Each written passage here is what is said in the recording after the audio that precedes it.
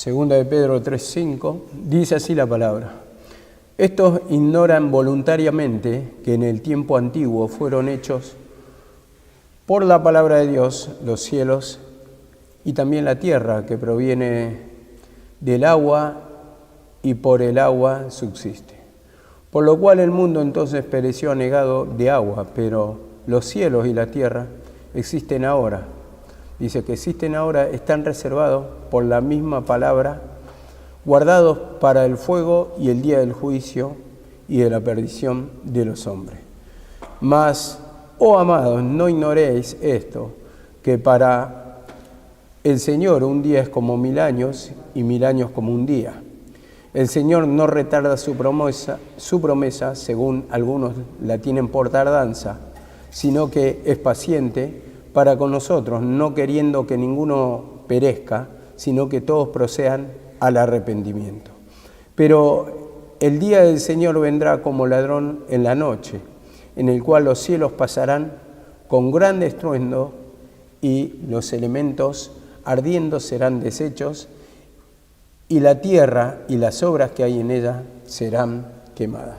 Bueno, vemos acá la palabra como estamos hablando anteriormente, desde el versículo 1 al 4, que habla del advenimiento del Señor, y tocamos la segunda venida como, lo dice en su palabra, pero esa venida sabemos que se cumplió en ese tiempo ya, y vamos a ir tocándolo por palabra. Acá en el 5 vemos que dice, esto ignoran voluntariamente, dice, en el tiempo antiguo fueron hechos por la palabra de Dios los cielos y la tierra, que proviene del agua y por el agua subsiste. Sabemos que esto tiene, una forma de explicar, y está hablando en lo espiritual esto, que está hablando de ese cielo viejo, tierra vieja, vemos que por la palabra subsisten, pero esto va a pasar, digamos, hablando del poder satánico, hablando de ese cielo viejo, tierra vieja, que van a pasar, como lo dice en el Apocalipsis, y dice, están guardados para el día del gran juicio. Vemos que ahí ya está claro, está tirando indicio a la palabra, que habla en una forma o en un contexto espiritual para poder entender esto que nosotros hoy, digamos, vamos a poder interpretar por la palabra del Señor, que está hablando del tiempo donde reinaba el pecado, donde reinaba Satanás. Y por eso es un estudio aparte, otra vez, esto que vamos a tocarlo mucho más adelante. Algún día vamos a tocar más detalladamente sobre eso, pero yo no me quiero detener acá, porque yo lo que quiero es dejar en claro esto de la segunda venida. En ese sentido, como dice la palabra del Señor, algunos dirán, bueno, ¿qué relevancia tiene para mí segunda venida? Entenderlo o no entenderlo, pero dice, toda la palabra es útil para instruir, para redarguir. Bueno, y dice también que, por ejemplo, en el sentido de que si nosotros entendemos la palabra, estas cosas no nos van a generar duda, porque muchas veces hablamos de la humillación, hablamos del sacrificio, hablamos de la cruz, hablamos del Señor Jesucristo, hablamos del camino, del arrepentimiento. Pero cuando se presentan versículos como estos, uno, si no está seguro cómo responderlo, no tiene en claro, esta parte de doctrina, no tiene entendimiento, entonces desde ahí empieza la duda. Entonces, cuando en un de zozobra, espiritual, que estamos flojos espiritualmente, ¿será verdad lo que me enseñaron? Y uno escucha las formas de predicar sobre segunda venida y suena a veces hasta bastante razonable, y decimos, mirá cómo enseña, mirá, acá esto nunca se enseñó en mi iglesia, tal vez uno dirá así, no va a razonar así. Entonces, por no tener esa formación en cuanto a la venida de Cristo, tampoco podemos, cuando hablo de segunda venida, la venida de Cristo, tampoco podemos valorar el sacrificio de Cristo, porque si no tenemos certeza que esa segunda venida habla de su sacrificio, entonces ¿cómo vamos a valorar, si no estamos creyendo, tenemos partes que no se nos revela o no tenemos entendimiento? Entonces, justamente está hablando esto en lo espiritual, o en una forma literal, natural más bien, para enseñarnos espiritualmente que son dos tiempos, como siempre decía mi mamá. Y dice así la palabra: el Señor no retarda su promesa, y esa promesa era que iba a venir el Mesías, ¿no?, para salvación. Entonces dice, como algunos lo tienen por tardanza. ¿Qué decía en el versículo, en la prédica anterior? A ver, lo voy a describir acá, porque decían los judíos, dice, ¿dónde está las promesas, dice, de su advenimiento? Dice en el 3:4. ¿Dónde está? Dice. O sea, como diciendo, todavía no se cumplió ese tiempo. Todavía este no es el Cristo, este es un impostor cuando se presentó Jesucristo.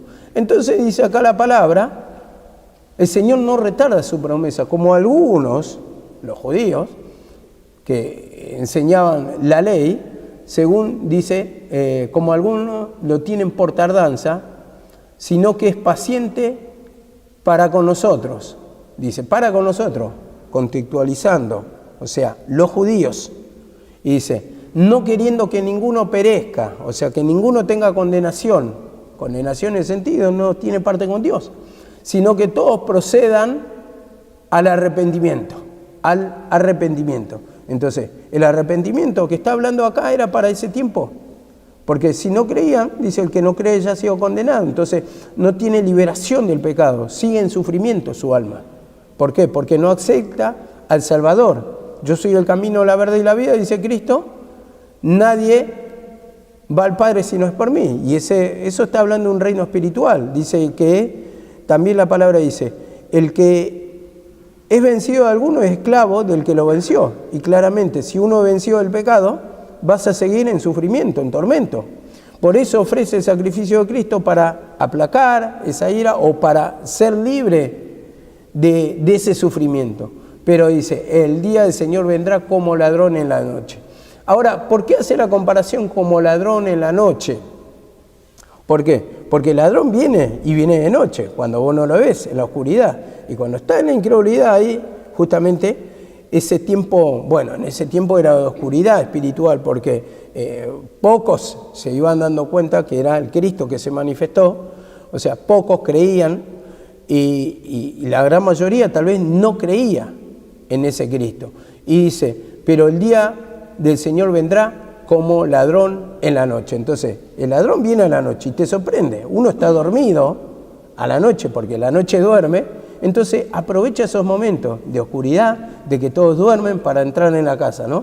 Para cometer en sí el hurto o el robo, en el cual los cielos pasarán con gran estruendo, dice, con gran ruido, dice, pasarán los cielos, que está hablando del poder satánico, y los elementos ardiendo, o sea, por fuego, serán deshechos.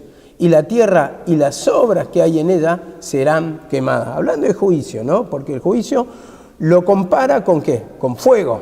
Vemos cuando Jesús habla, dice, allí será el lloro y el crujir de dientes, dice, y el fuego jamás se apagará, hablando del Gehenna, hablando de ese lugar, esa quimera. Entonces, así lo compara al tormento, ¿no? A la destrucción.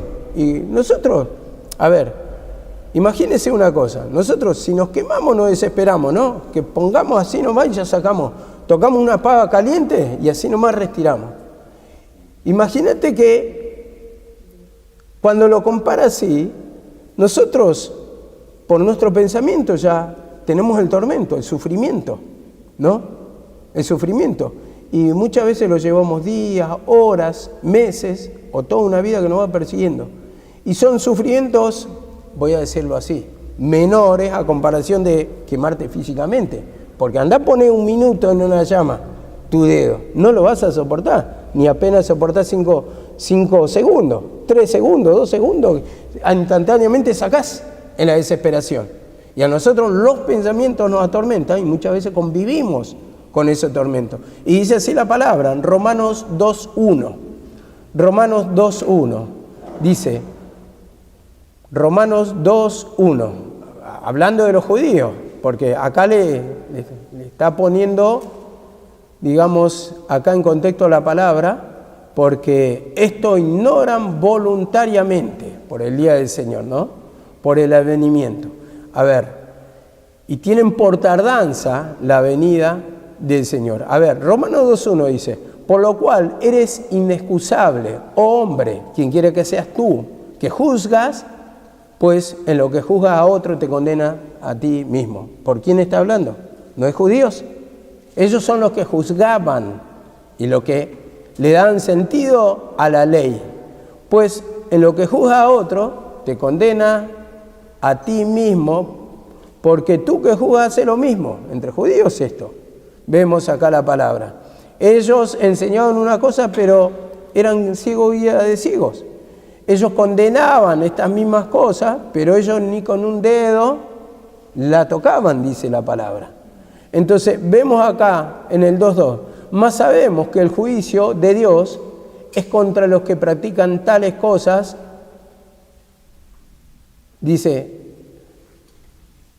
contra los que practican tales cosas es según verdad, es según la palabra. A ver, sabemos que el juicio de Dios es con los que practican tales cosas. Entonces, Dios paga conforme a los pensamientos, dice la palabra. Entonces, lo que está en nuestro pensamiento es lo que nos condena, lo que nos trae en tormento. Cuando hay una mezquindad de pecado, vamos a decirlo para este tiempo, cuando mezquinamos y sabemos, dice, el que sabe hacer lo bueno y no lo hace, le es contado por pecado, dice la palabra. Entonces dice, y piensas tú, hombre, tú que juzgas a los que tal hacen, y hace lo mismo, que escapará del juicio de Dios, por ser intérprete, por saber la palabra, por saber la ley. A ver, y en este caso lo mismo nosotros. Nosotros, por ejemplo, miramos a otros, juzgamos a otros, sabemos la palabra. No, pero eso es pecado lo que está haciendo. Pero nosotros también, por saber la palabra, no vamos a escapar, porque estamos todos bajo la misma ley de Dios. Y dice así la palabra, en el 2.5, pero por tu dureza y tu corazón no arrepentido, atesoras ira para el día de la ira. Eso para los judíos, para el día de la ira. Y el día de la ira se iba a cumplir la persecución, los padecimientos. En ese tiempo vemos para uno juicio y para otro salvación. Como dice en el juicio del gran trono blanco, dice, apartado de mí, no conozco. Y eso lo explica a Jesucristo. Van a poner a la derecha y a la izquierda. Y a uno le dice, apartado de mí, no conozco. Y a otro reciben salvación. Pero vemos acá la palabra, atesora ira para el día de la ira. Y vemos que uno recibe justificación, pero el que recibe condenación es en sí el que no cree. Atesoras ira para el día de la ira, tú que no tienes arrepentimiento, tú que no crees que yo soy el Salvador, que Jesucristo es el Salvador, que necesitaba un Salvador, te crees justo, por eso. Porque se querían justo, a uno que se querían justo enseñó la parábola. Entonces, vemos acá la palabra. Cuando enseñaba la parábola, uno dice que descendió justificado. El que dice, sé propicio a mí, pecador. Y el otro que no se arrepintió porque vio sus obras buenas, entonces, ¿qué pasó? Recibió condenación. Este hablaba solo, no hablaba con Dios, dice. Entonces, cuando no hay arrepentimiento es porque no está diciendo, o no está diciendo, primeramente, que te crees justo, que no hiciste nada malo. Entonces, estás rechazando la bondad de Dios. Al Salvador, al Mesías, que como dice la palabra, ya estaba profetizado. Y que todos lo necesitamos en algún punto, ¿no? Porque todos en un punto fallamos. Pero como dice, el cual pagará a cada uno conforme a sus obras, dice, conforme a las obras, conforme, creyó o no creyó. Entonces, vemos, obras buenas para el que tiene el corazón arrepentido, para el que reconoce que necesita un Salvador, un cambio. Y obras malas, o sea, obras malas el que va a recibir condenación, vida eterna, a los que, perseverando en hacer el bien, buscan gloria e inmortalidad, esta vida eterna. A los que perseverando en hacer el bien, buscan gloria, o sea, buscan salvación, honra e inmortalidad. Esta es la vida eterna, inmortalidad. A ver, pero ira y enojo a los que son contenciosos y no obedecen a la verdad. ¿Qué dijo Cristo? Yo soy el camino, la verdad, la vida. La verdad. Entonces, no obedecen a la verdad. no creen a la palabra. La palabra ya está toda manifestada. Lo que pasa es que falta tener discernimiento de lo que está interpretando. Muchas veces se interpreta mal la palabra y en ese tiempo los fariseos la interpretaban mal, como le dice, cuando un fariseo le dice, un saduceo le dice al Señor que una viuda tuvo 5 maridos. Dinos quién va a ser el marido de ella en los cielos. Y el Señor le responde, erráis al interpretar las Escrituras. Entonces muchas veces no es tan literal como enseña la palabra. Entonces hay una forma de interpretar, no por qué digo, porque el Señor muchas veces enseñaba sobre Él mismo. Por ejemplo, lo voy a llevar a un contexto. Él cuando enseña sobre el templo, dice que destruirán este templo en 3 días, lo levantaré. Hablando por el templo de Dios, que después se destruyó en el año 70. Y muchas veces no correlacionan los versículos el que está interpretando. Entonces, él dice, esto dando a entender, claramente habla de su cuerpo. Y le dicen, en 46 años se construyó este templo, y tú dices, en 3 días lo vas a levantar, lo vas a derribar y levantar. Entonces vemos que tenemos una interpretación, y después dice la palabra, mas él hablaba de su cuerpo. Vemos acá la palabra. Como muchas veces el Señor quiere enseñar una cosa y nosotros entendemos otra. Y el Señor a veces pone esas interpretaciones y nosotros pensamos otra totalmente diferente. O responde una cosa totalmente diferente el Señor para enseñarte una verdad espiritual de la cual uno no tiene discernimiento. Entonces dice acá la palabra, tribulación y angustia sobre todo ser humano que hace lo malo, dice el judío primeramente y después el gentil o el griego. Vemos el judío primeramente. Entonces todo lo que hace lo malo, todo lo que se apartan de la palabra de Dios, de lo que dice, y yo digo, no hace falta saber mucho de Dios para saber lo que es lo bueno y lo malo. Yo creo que en esta vida la mayoría de las leyes del mundo se rigen en cuanto a un conocimiento cristiano o a un conocimiento de la ley mosaica, vamos a decirlo así, no en todo, pero sí, porque por ejemplo, no estaba mal visto el sacrificio para los hijos en ese tiempo, los pueblos paganos, no estaba mal visto. No estaba mal visto, por ejemplo, presentar a los dioses y tener todo ese banquete, inmoralidad sexual en ese tiempo no estaba mal visto, pero hoy sí. Hoy lo vemos mal y sabemos que está mal. Por ejemplo, ¿no? Lo que nombré anteriormente, el sacrificio a los hijos. ¿Quién va a entregar una criatura a la muerte? Hoy está mal visto eso. Entonces, creo que sabemos lo que es bueno y lo que es malo. Muchas veces corremos el parámetro, pero ignorando también que esto se rige en cuanto a la Biblia. Porque si no, sí, bueno o lo malo, cada uno tiene su parte o su forma de pensar. Pero yo creo que ni una persona, aunque no sepa de Biblia, que no sea religiosa, va a entregar a su hijo en un sacrificio a los dioses. Yo creo que si está pensando sensatamente, creo que no lo va a hacer, no lo va a hacer. Por eso digo, todo lo que tenemos hoy que rige en cuanto a la ley, la justicia humana, se basa en cuanto a mandamientos bíblicos. Ahora dice así la palabra, Romanos 13:11. Romanos 13:11. Dice esto, y haced todo esto conociendo el tiempo, que ya es hora de despertarnos de nuestro sueño, dice. Porque ahora la salvación está más cerca de que cuando creímos. Vemos acá la palabra, está más cerca, dice. Ya la hora de despertarnos de nuestro sueño, la salvación. Y en ese tiempo está hablando, le habla a los romanos acá, ¿no? A la iglesia que está en Roma. Pero la mayoría eran judíos. Ya es hora de despertarnos del sueño, le dice Pablo acá, porque la salvación está más cerca de nosotros que cuando creímos. La salvación está más cerca. O sea, ¿para qué tiempo va a hablar? Va a hablar para ese tiempo. Entonces ya se cumplió la salvación. ¿Por qué? Porque hubo un sacrificio, entonces dice, ya está más cerca. Y después está la interpretación, que cada uno, cuando traduce la palabra del Señor, le pone el tiempo que quiere, pero acá la salvación ya es hora de despertarnos del sueño. Y anteriormente, ¿a dónde estamos? Muertos en delitos y pecados. Efesios 5:14 dice, despiértate tú que duermes y te alumbrará Cristo. Entonces, en ese tiempo estamos sueño espiritual. Pero dice en Hebreos 10:35 también. Hebreos 10:35 dice, no perdáis pues vuestra confianza, que tiene grande galardón. ¿Cuál era el galardón?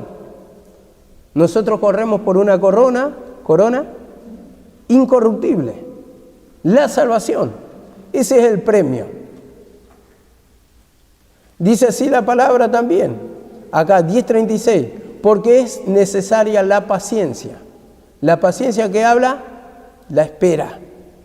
Ser paciente, o sea, se va a manifestar la salvación, para que habiendo hecho la voluntad del Señor obtengáis la promesa. La promesa, para los que creen, vida resucitada, vida nueva, salvación. Porque aún un poquito, mirá cómo se tira un tiempito hacia atrás Hebreo, un poquito dice, y el que ha de venir vendrá y no tardará, un poquito de tiempo. ¿Tiene sentido 2000 años después? No. Entonces, toda esa segunda venida es para salvación, que muchos interpretan segunda venida. Esa segunda venida, o esa venida del Señor, la manifestación de su reino, la manifestación de su liberación, salvación, es para ese tiempo. O, lógicamente para este tiempo también, pero digo, ya comenzó ese tiempo. Entonces no podemos tomar 2000 años después. A ver, ustedes si lo estudian un poco la palabra del Señor, cuando hubo silencio, ¿cuántos años hubo de silencio? 450, 500 dicen, de silencio. Y después hablaron otra vez los profetas. Ahora, 2000 años que transcurran sin que acontezca nada de esto. Ni una manifestación. Aunque muchos dicen, 1000 años como un día como 1000 años. Pero ¿cómo le vas a poner un tiempo si vos mismo no tenés certeza? Y dice así la palabra, porque aún un poquito, y el que ha de venir vendrá y no tardará, mas el justo vivirá por la fe. Mas el justo vivirá por la fe. El que es justificado, o el justo, acá el que tiene arrepentimiento, va a recibir vida eterna. No es como muchas veces dice, el justo por la fe vivirá. Y hablamos de lo material, hablamos de plata. Acá estamos hablando claramente de recibir salvación. ¿Qué le importa la plata al Señor? O sea, teniendo sustento y abrigo, estemos contentos con esto. O sea, lógicamente no te está condenando hay algunos que tienen más, otros menos. No está condenando a la plata, sino el amor al dinero. A eso es lo que voy. Muchas veces el amor al dinero, la raíz de todo mal, o el amor a la riqueza, como realmente se traduciría, es el que nos arrastra, porque toma nuestra mente y vamos a lo que atrae lo que ofrece Satanás, y eso es lo que empieza a vaciar nuestra mente. Nos desesperamos y entonces, a ver, no es que es malo, es que no le damos tiempo para el Señor. Está bien si recibimos un aporte, un dinero, trabajamos, a ver, todo tiene su tiempo, pero también habla del tiempo para Dios. Habla del tiempo para Dios, entonces den el tiempo para Dios. ¿Por qué dicen la palabra también, cuando hablan, tráeme el diezmo y la ofrenda, que habla un 10%? Un tiempo, algo para el Señor. El Señor no le pedía toda la cosecha, ¿qué le pedía? El diezmo, el 10%, las primicias, le traían, después le daban 10% de todo lo que ganaban, se lo traían al templo, y ahí en el templo vivían los sacerdotes de eso. Vemos acá cómo nos enseña la palabra. Y bueno, a lo que voy es que todo tiene, a ver, como dice en Eclesiastés, todo tiene su tiempo. Bueno, hay un tiempo de labor, hay un tiempo, pero cuando ya nos desbordamos, o sea, nos pasamos de la raya, es que justamente empezamos a tomar malas decisiones y empezamos a buscar culpables o culpable de Dios. Porque cuando, a ver, digo, en un sentido literal para enseñar, cuando vos solamente vivís para lo material y tenés vacía la cabeza, empieza, o sea, de lo espiritual, empieza el tormento. Y decís, no, todo esto es mentira, Dios no existe, y te sentís y no hay motivación, ya querés abandonar. Cuando no le da el tiempo para el Señor, porque el Señor te pide un tiempito, te pide escuchar la palabra, te pide. O sea, los sacerdotes, póngale en ese tiempo, vivían en la casa de Dios. Servían, acomodaban, cocinaban, uno de los utensilios, pero a ver, tampoco estaban, a ver, si en un sentido literal que se entienda bien esto, no estaban 100% con las personas, vengan todo al templo, todo el día, no, había momentos, lógicamente, ellos alimentaban su alma, estudiaban las escrituras, indagaban y tenían también un servicio natural ahí, pero no era que estaban, a ver, todos los días ahí durmiendo con los hermanos, no. Claramente cada cosa tiene su sentido. Pero, a ver, así también, digamos que muchas veces tomamos malas decisiones. ¿Por qué? Porque se trabaja, por decir algo, ¿no? Y no le damos el tiempo para Dios. Y buscamos después, cuando en nuestro descontento, el culpable es Dios.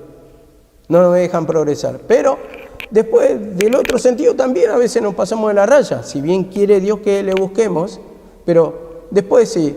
Como dijo un hermano, no, vamos a vivir por la fe. Tiene miseria, tiene esto, lo otro, pasa hambre, quiere comer en la casa del hermano, como dijo el hermano. Sí, quería vivir en mi costilla mía. Dice, vamos a predicar la palabra, porque yo tenía que trabajar y darle de comer a él y a toda su familia. Entonces ahí está también lo malo, que después pasa miseria por no tener sabiduría en lo que hace, entendimiento en lo que hace, y piensa que a ver, así va a subsistir también naturalmente. No, el Señor va a apoyar todo, ¿no? Nos vamos a humillar, vamos a buscar, pero también que nos dé sabiduría en todo para proceder como lo dice la palabra. Entonces nosotros buscamos el reino de Dios. Las demás cosas van a ser añadidas, dice la palabra del Señor, pero todo con sabiduría. Sabiduría, entonces te va a bendecir sobre tus labores, sobre tu trabajo, sobre tu dedicación. Y yo no digo que en este sentido, el día de mañana, yo creo que, y soy consciente, que el Señor lo va poniendo, y bueno, el Señor le va pidiendo el tiempo, pero va a haber un respaldo también, el Señor, de parte del Señor. Pablo trabajaba, pero, o sea, entendiendo también que él predicaba la palabra del Señor, pero cuando tenía que hacer un gran viaje que duraba semanas, tenía que tener un sustento económico, porque las cosas no es como ahora que te vas a un supermercado y las conseguís. No, llegaba y en otro lado le daban de comer, le daban hospedaje, que él claramente tal vez no se podía sostener económicamente porque él tenía que venir y como dice en Corintios, o en Romanos, no recuerdo bien, que dice que él hacía carpas, que también lo cuenta la historia, ¿no? Entonces, vemos que no es pecado una cosa el trabajar, no es pecado. Nuestra forma de interpretar parece que lo lleva a pecado, pero yo no lo entiendo así. O sea, yo al menos entiendo que cuando hablamos de esclavitud, estamos hablando de nuestra mente esclava del pecado de obrar mal. Obrar mal. Entonces, en ese sentido, si yo voy, por ejemplo, a una enseñanza, cuando estaba dando justamente sobre el hacerse cargo de las viudas, si uno dice tiene viuda, y si esas viudas tienen parientes, claramente se tienen que hacer cargo, decía. Y también decía, el que no provee para lo suyo, dice, ha negado la fe del Señor, ha negado la fe, porque primeramente uno tiene que sostener también a la familia. Entonces, ni una ni otra, o sea, en el sentido espiritual busquemos la presencia del Señor, pero seamos sabios también. Porque cuando vos después pasás necesidad, el primer culpable, ¿quién va a ser? Dios. Dios, no me sustentó, Dios, no, pero ¿vos le pediste sabiduría como para proceder? O cuando también, por el contrario, cuando trabajaste te olvidaste, no existe más Dios y no es así. No es así. El trabajo te va a bendecir sobre todo, dice, tus empresas, tus emprendimientos. Lógicamente, después ya digo, va a llegar el tiempo en que el Señor te va a ir acomodando, uno va buscando más la presencia del Señor y quiera Dios que te sostenga y te va a sostener, lógicamente, lo va a hacer, pero hay algunos que no piensan que es fácil el camino del Señor, que vamos a dedicarnos a Dios y mañana ya nos va a bendecir. No, esto es un proceso, esto te tiene que ganar, las libertades, todo eso, para que, digamos, en un tiempo propicio, cuando vos tenés sabiduría, el Señor dice, no, pero este varón me va a servir, esta persona me va a servir, entonces lo tengo que respaldar. ¿Por qué? Porque va a traer mucho beneficio espiritual para las almas. Lógicamente, uno no está contra eso, pero esto también lo tiene que ganar. Un hermano me decía, un tiempo atrás me discutía, no, yo quiero servir al Señor, y bueno, y le digo, pero ¿es lo que te dijo el Señor?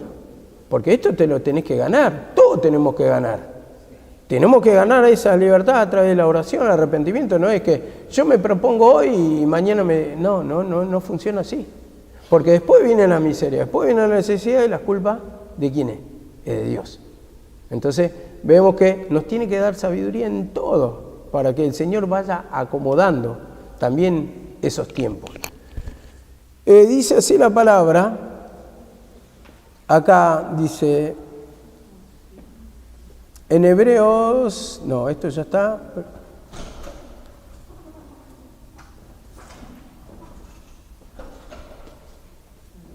10:39, pero nosotros no somos de los que retroceden para perdición, sino de los que tienen fe para preservación del alma. Vemos acá la palabra. Por eso estoy diciendo que habla de salvación.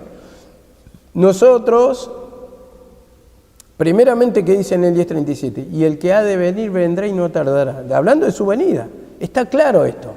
Pero nosotros, después dice, no somos de los que retroceden para perdición, para condenación, sino de los que tienen fe para preservación del alma.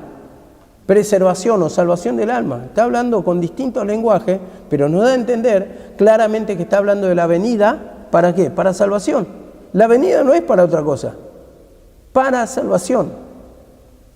Y lo que dan de segunda venida, que va a venir dentro de 2000 años, ¿para qué dice? Para escapar de la segunda venida, de la tribulación. Otros dicen, bueno, para entrar en el reino de paz, de descanso, donde los leones van a ser todos mansos. No, dice acá, dice, el que ha de venir vendrá y no tardará. Dice, no tardará.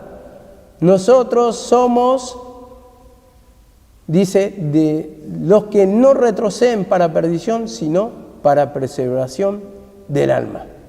Vemos, el justo por la fe vivirá, salvación. 10:36, ¿qué dice? Para que obtengáis la promesa de la salvación. No está hablando de otra cosa. Vemos cómo se interpreta siempre mal la palabra si no tenés un discernimiento profundo de lo que se está hablando. Ahora dice acá la palabra, Mateo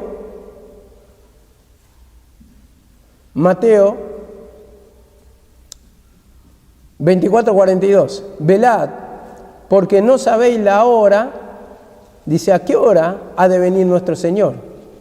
Pero sí sabéis de esto, que si el padre de familia supiese a qué hora viene el ladrón, habría de velar, dice, habría de venir, dice el ladrón, velaría, entonces estaría atento, estaría despierto, dice, si supiese, pero dice, velen, estén atentos, dice, por tanto también vosotros estáis preparados, porque el Hijo del Hombre vendrá a la hora que no penséis.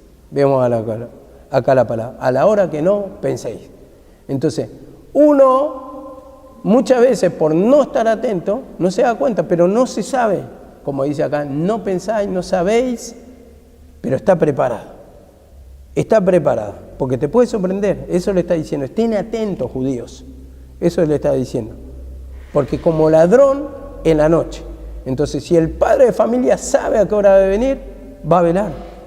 Y entonces, ustedes estén atentos, ustedes estén despiertos, ustedes tengan fe, ustedes esperen la venida porque ya se va a cumplir. Por eso le dice, no sabéis a qué hora, pero estén atentos, le dice, porque era para ese tiempo. Ahora en 1 Tesalonicenses 5:2. 1 Tesalonicenses 5:2 dice así la palabra. De 5:1. Pero acerca de los tiempos y de las ocasiones no tenéis necesidad, hermano, de que les escriba. De los tiempos y de las ocasiones no tenéis necesidad de que yo les escriba, porque ya sabían el tiempo. Porque vosotros sabéis perfectamente que el día del Señor vendrá como ladrón en la noche. Ustedes saben que el día del Señor va a venir o ya se cumplió. En este día, en este sentido, le está confirmando que cuando digan paz y seguridad, vendrán sobre ellos destrucción repentina, como los errores de mujer encinta o mujer embarazada, y no escaparán.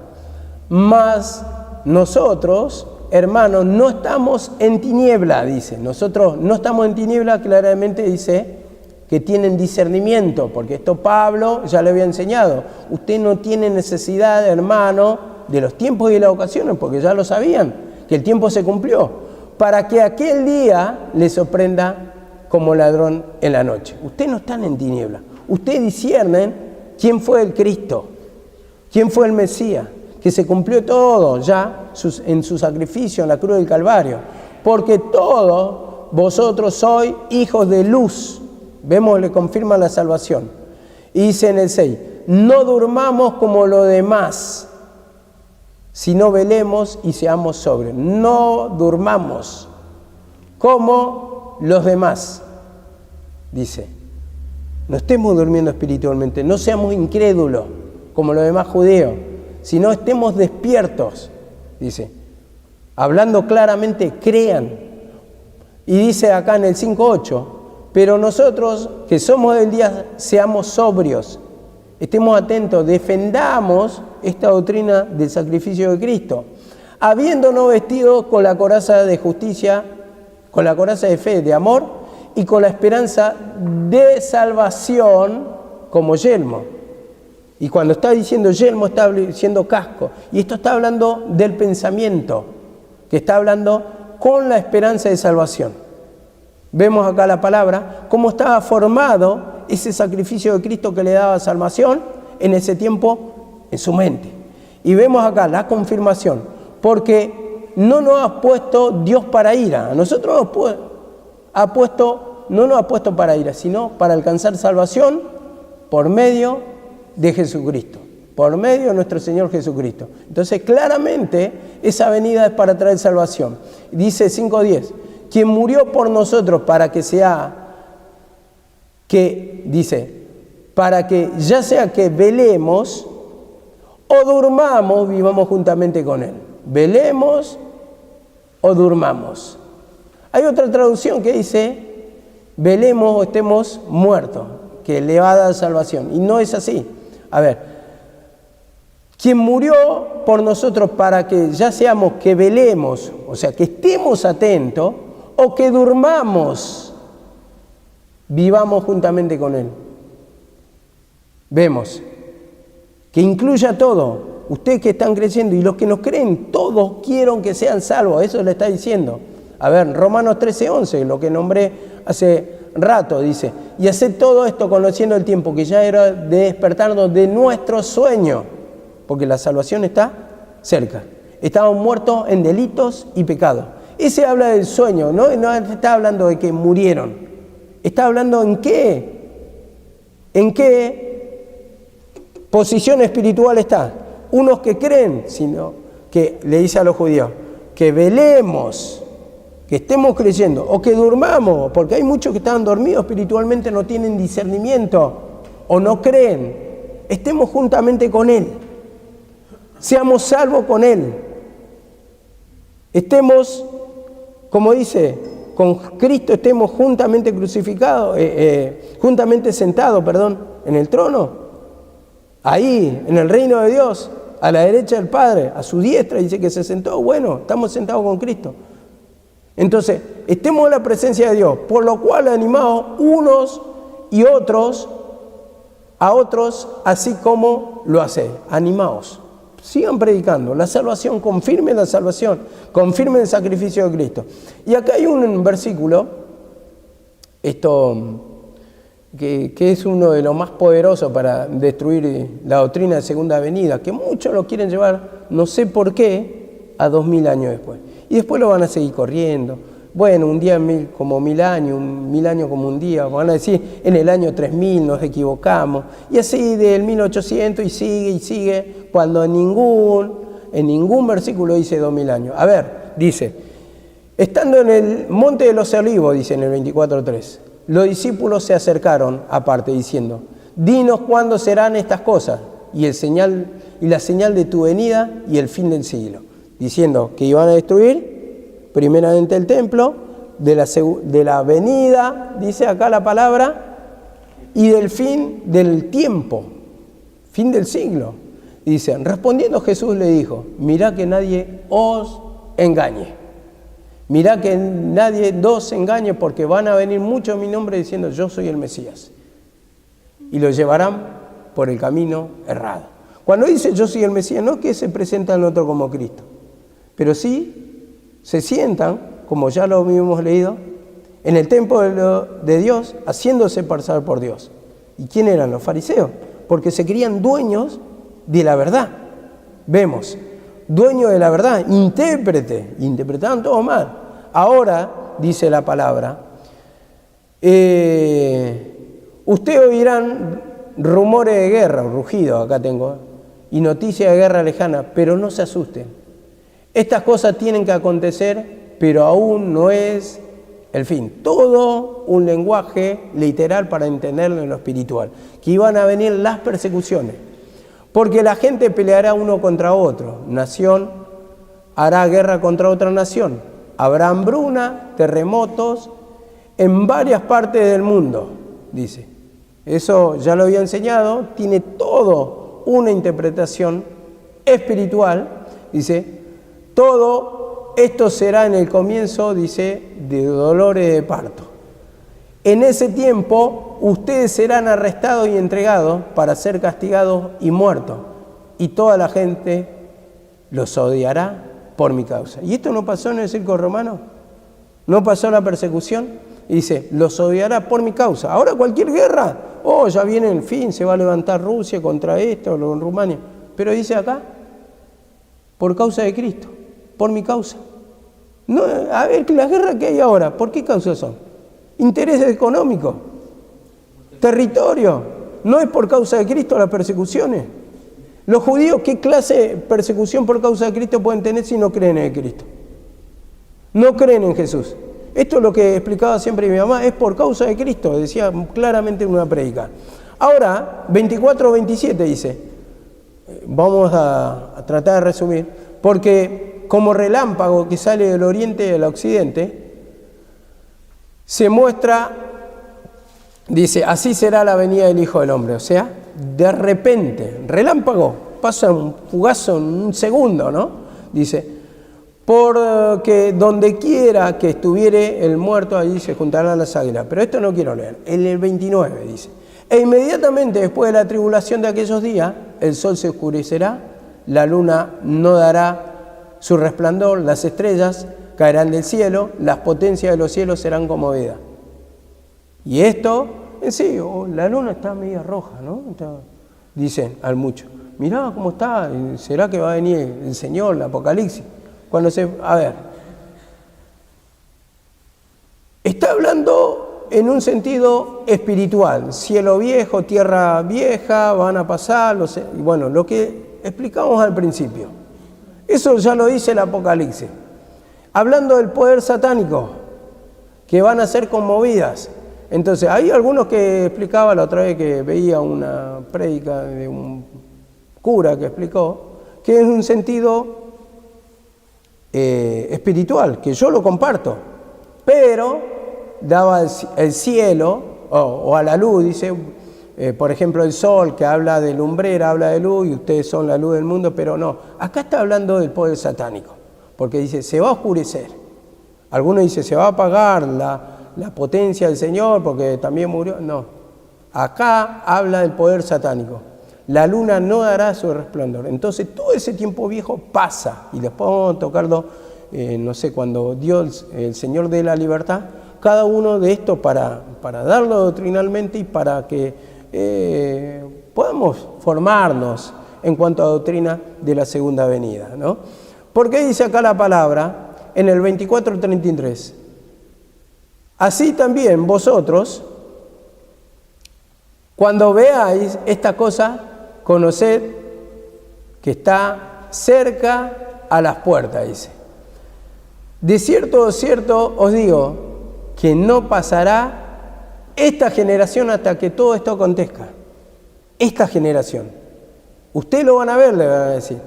O, como dice otra versión, les aseguro que todo esto sucederá antes de que muera toda la gente de este tiempo. 2000 años después no tiene un sentido alguno. Algunos dicen, no, pero hablaba por el templo. Pero dice, todo esto no está incluyendo que el templo sí, pero la venida no.